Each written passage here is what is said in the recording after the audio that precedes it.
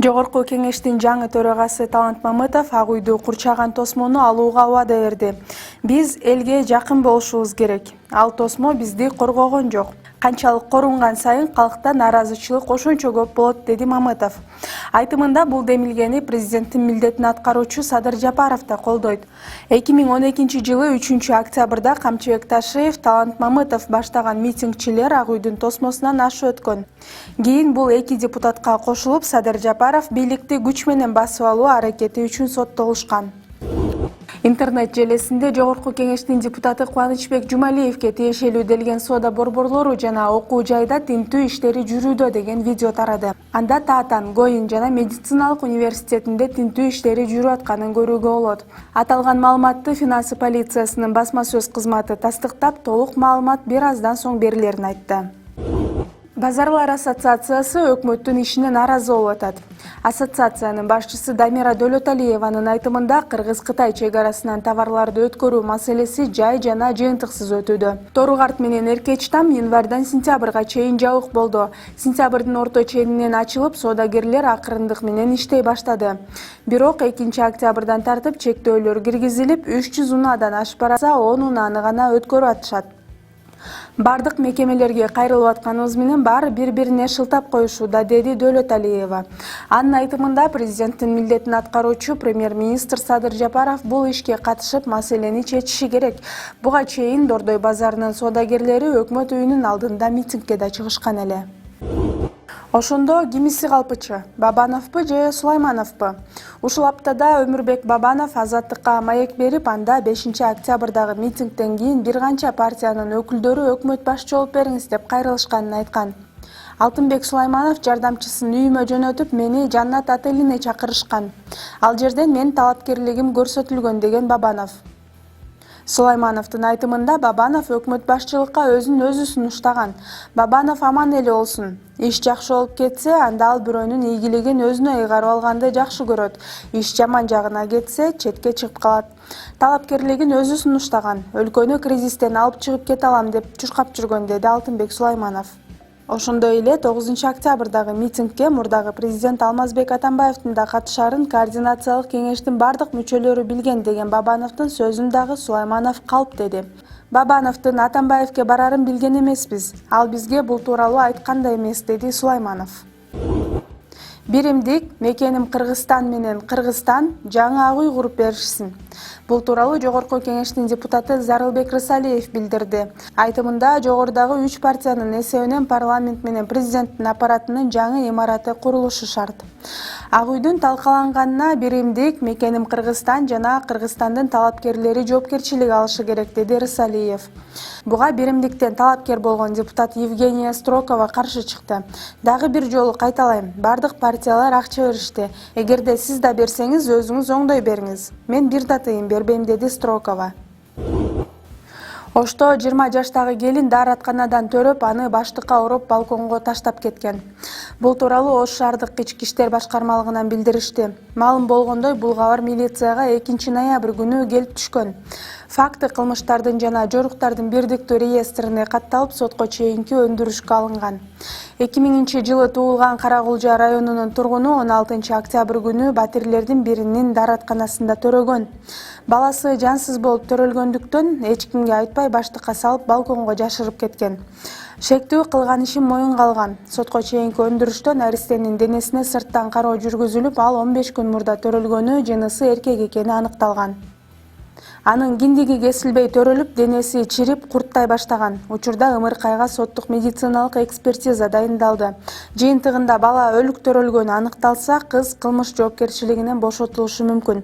Эгер ал тирүү төрөлүп, анын өлүмүнө энеси себепкер болсо, анда кызга карата жоопкерчилик катуу каралышы мүмкүн. Андыктан экспертизанын жыйынтыгы чыкмайынча кыз камакка алынбайт, деди басма сөз катчы. Жакында төрөлгөн 3Мге Садыр Жапар Нуркожо деген ысымдар ыйгарылды. 21 жаштагы эне балдар менен кечээ төрөтканадан чыгарылды.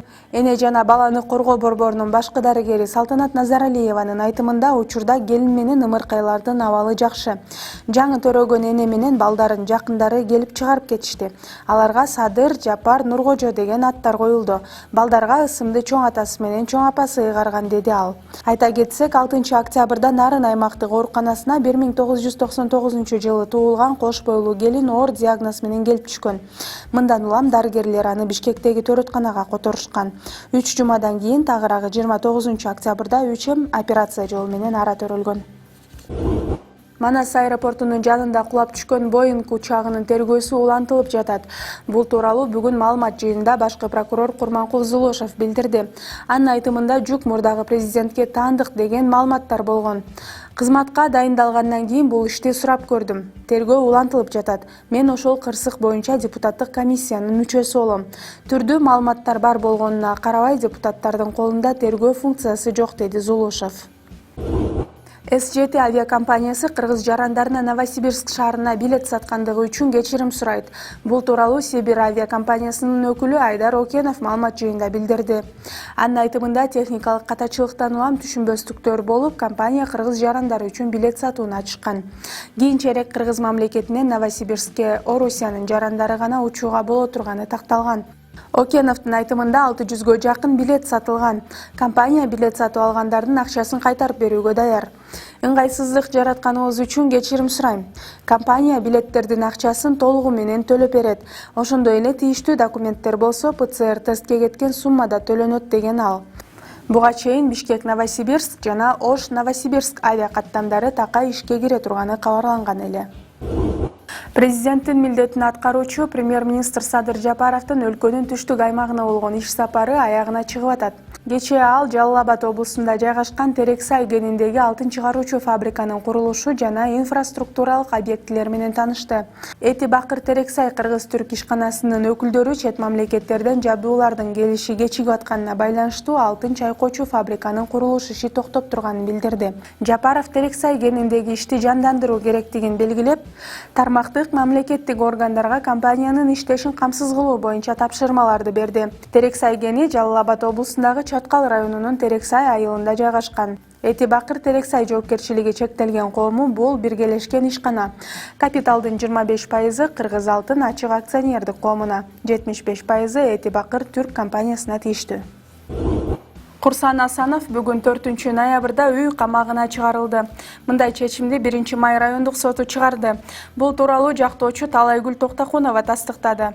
Курсан Асанов 1 май райондук сотунун чечими менен үй камагына чыгарылды, деди Токтакунова. 29 октябрда Бишкек шаардык сотунда массалык башаламандыкты уюштуруу беренеси алкагында кармалган Курсан Асановдун баш коргоо чарасы каралды. Ага ылайык Асановго карата 1-инстанциядан чыгарылган чечим күчүндө калтырылган. 12 октябрда 1 май райондук соту Курсан Асановдун баш коргоо чарасын карап, аны 10 декабрга чейин камакта калтырган. Бишкек шаарынын бийлиги эпидемиологиялык кырдаалга байланыштуу тойканаларды жабууну караштырып атат. Бул тууралуу мэрдин милдетин аткаруучу Балбак Төлөбаев өзүнүн Фейсбуктагы баракчасына жазды. Ал тойкана ээлерине кайрылып эскертүү берди. Коронавирус кооптуу болуп атат. Жалдырасак да, сурансак да болбой жатасыңар. Бүт шаарды коркунучка алып келдиңер. Шаарды кайра карантинге жаба албайбыз. Эл кыйналат. Так укпаган адам экенсиңер. Тойкана ээлери, бул сөз силерге. Элдин ден соолугу менен ойноп атасыңар. 15 күнгө жабабыз. Жакында чечим чыгаралы деп ойлонуп атабыз. Болду кулады эми. Сураныч, өтүнүч, эл бизге талап коюп атат, деди Төлөбаев. Мэрдин милдетин аткаруучу бул боюнча чечимди вице-мэр Айжан Чыныбаева башында турган комиссия кабыл аларын билдирди. Мен түнкү клубтарды да жабууну сунуш кылам. Биз байланыштарды азайтышыбыз керек. Компьютердик клубтарга балдарды киргизбеш керек. Бул маселени да карайбыз, деди Төлөбаев. Анын айтымында Арча Бешик конушундагы Газпром ден соолукту чыңдоо борборунда күндүзгү стационар ачылат. Садыр Жапаров жана анын командасы Конституцияны бузуу менен алектенишүүдө. Сания Токтогазиева мамлекеттик башчысынын милдетин аткаруучусу досунун спикер кылып дайындаганына ачууланганын жашырбайт. Президенттин милдетин аткаруучу Садыр Жапаров Конституцияны бузуу менен алектенет. Мындай пикирин юрист Сания Токтогазиева Фейсбукта баракчасында бөлүштү. Анын айтымында Жапаров БШКнын 2020 жылдын 20 декабрында парламенттик шайлоону өткөрүү боюнча алгачкы чечимин эске албай, баш мыйзамдын негизги принциптеринен баш тартууга аракет кылып атат. Садыр Жапаров күч колдонуп, коркутуп, үркүтүп, Конституциянын жана Жогорку Кеңештин регламенти жөнүндөгү мыйзамды одоно бузуу менен премьер-министр болду. Андан кийин ал күчкө салып, коркутуу, үркүтүү жол менен келди. Эми Конституциянын нормаларын бузуп, мөөнөтүнөн мурда шайлоодо президенттикке талапкер болуп чыкканы жатат.